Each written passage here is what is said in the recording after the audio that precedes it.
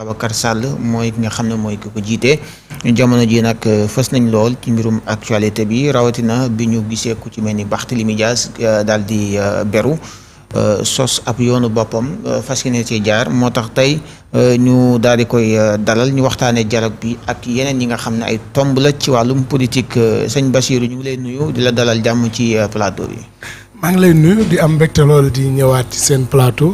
di nuyu ñi ma bokkal plateau bu Ousin Adjara di jégalu ci retard xam naa problème de coordination la woon rek. mais j'étais prêt à être là depuis 16 heures. donc di am mbégte lool di ñëwaat fii di nuyu sénégalais ak sénégalaises yi nga xam yëpp. ñi ngi seetaan suñu waxtaan di nuyu militants et sympathisants de Taxawu Sénégal. waaye di beral loxo fi ma jóge muy waa Grand Yoff. laaj bu njëkk bi mooy sa jàngat bu njëkk d'abord ak dialogue bi anam biñ ko amalee. yéen bokk ngeen ci ñu participer. waaw je pense que dañuy rafetlu la tenue du dialogue parce que dama ni dans une république normale dialogue warul nekk exception dans les grandes démocraties gis nañ très souvent un président de la république réew mi toll ci situation mu woo ay opposants laaj leen seen xalaat. moo war a jël parfois yenn décisions yi woo opposants xam nga ni France tout le monde peut parler de la rivalité Macron ak Le Pen.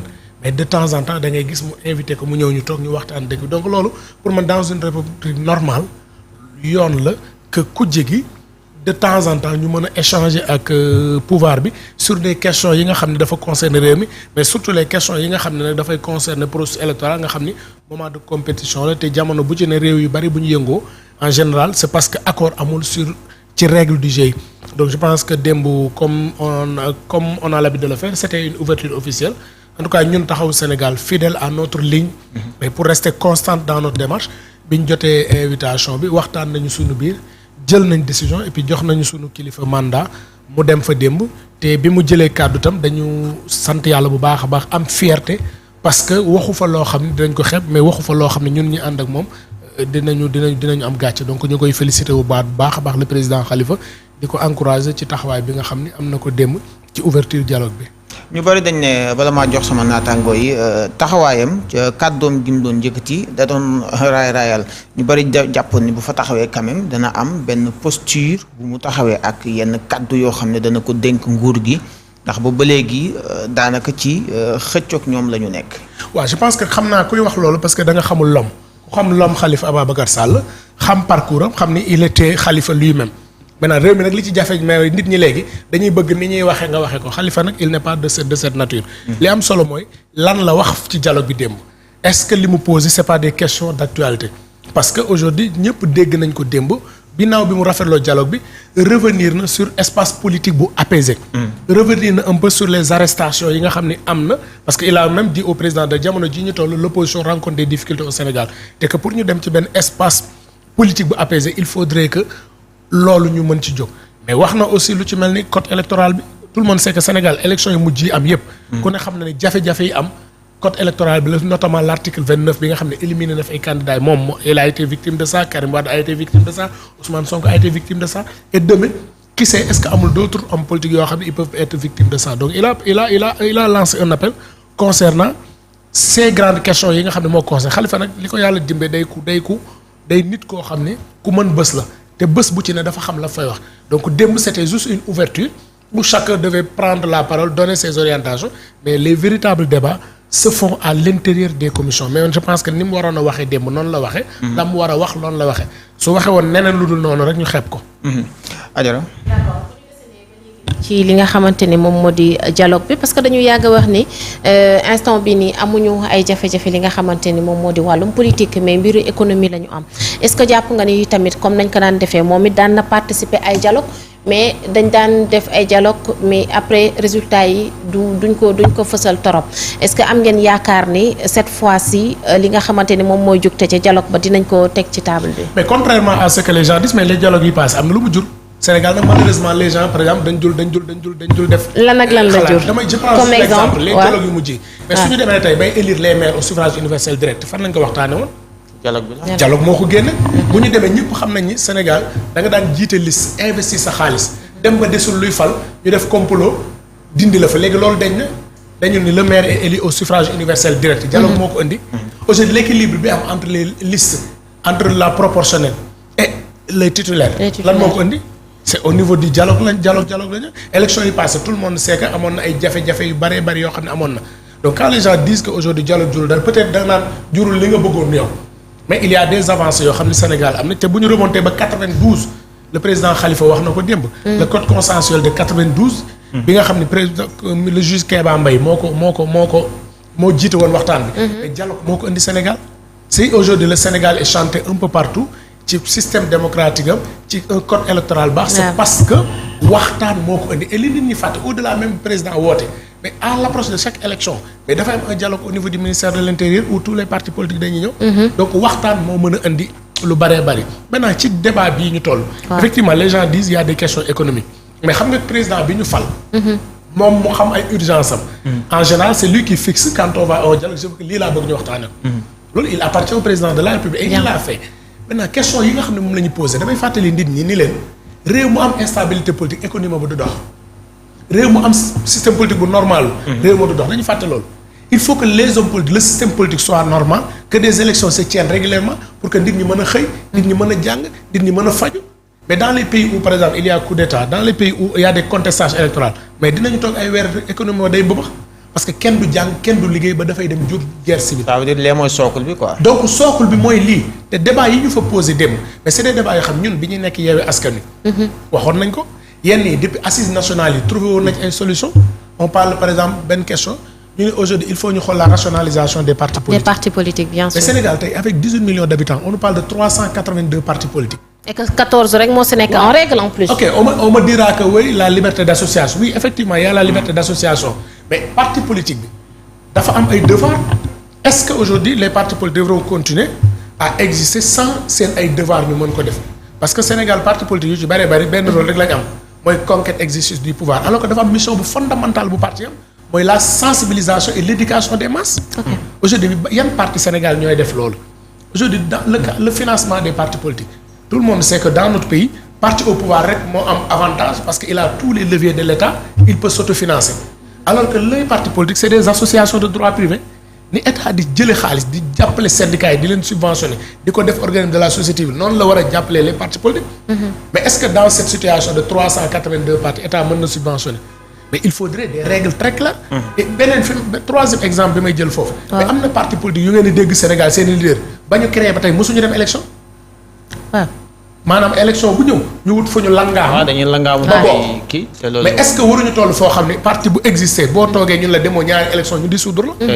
mais tout ça c'est des questions yoo xam ni dañ ko war a waxtaane et que man ñi may dégg ñu naan amul dialogue jaru ko fi. mais c'est eux qui ont toujours dénoncé ces questions là. donc loolu benn question la question du chef de l'opposition par exemple. on me dira que c'est pas une priorité. mais voté nañ ko mi ngi ci suñu constitution. mais xam nga appliqué wuñ ko parce que ba léegi d'accord ñu. est-ce que c'est le deuxième ou l'élection présidentielle. ou c'est le deuxième ki nga xam ne groupe parlementaire bi ñëw après la majorité.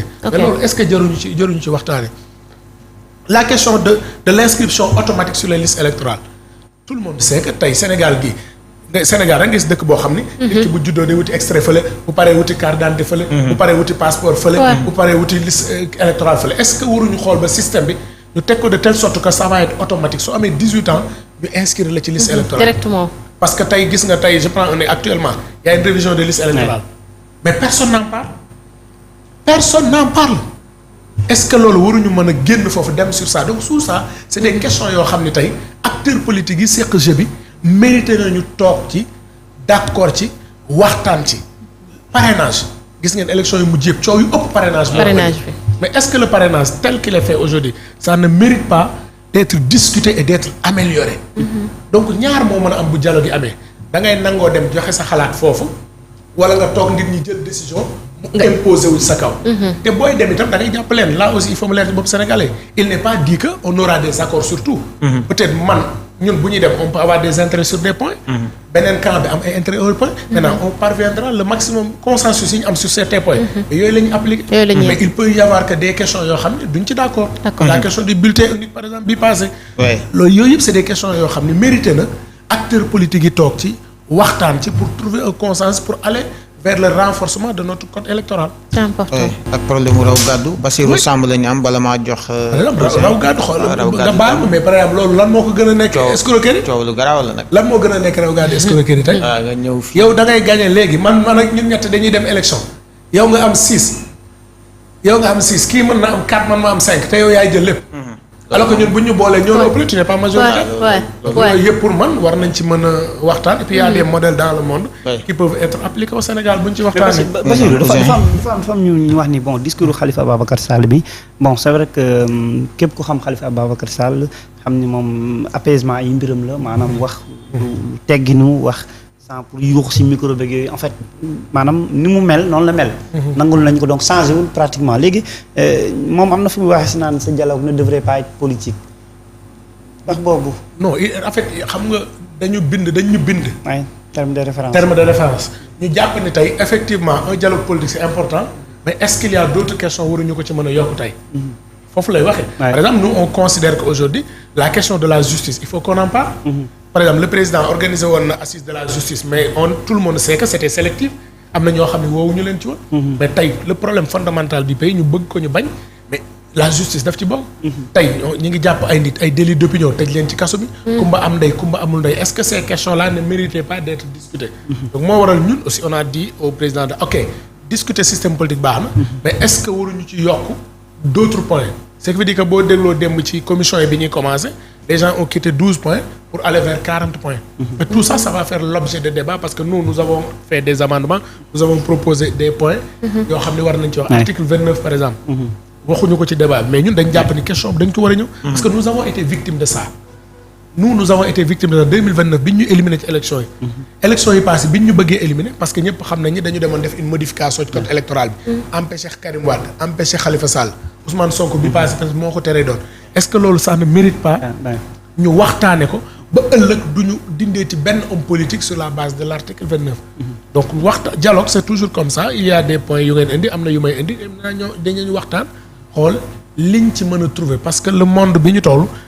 jamono bu ci ne da nga war a contextualiser texte jamono bu ci ne il y a des changements donc il n'est pas dit que au sortir de ce dialogue on aura le meilleur système politique mais il faudrait que au moins qu'on accepte que am na ay manquements et on doit les corriger.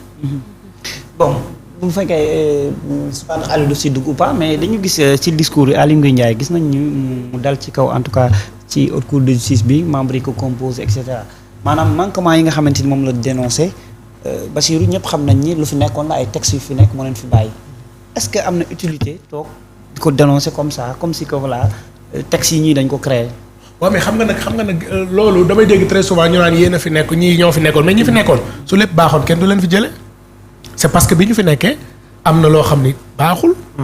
donc tey li baaxul dañ ko war a dindi moo tax sànq ma ni la le monde est en perpétuelle évolution. et à chaque fois da ngay adapter say textes. tey aujourd'hui bu ñu jëlee haute cour de justice mais bi mu créé boobaak léegi dafa naan ñetti nit lañ ci jugé. 2 du temps de Senghor ak Idrissa Seck. et aujourd'hui li nit ñëpp doon jooy par exemple CREI yi mooy que bu ñu la jugé amatoo droit de recours. mais àdduna bi tollootul foofu. la justice dans le monde bu ñu la jugé première instance. war nga am possibilité def recours. tey CREI yi par exemple Abdou Diouf bi mu ñëwee moo ko indiwaat mais utiliser wu ko Abdoulaye Wade ñëw utiliser wu Macky Sall ñëw utiliser na ko. ñii ñëw indi nañ pôle financier. jamono bi day avancer.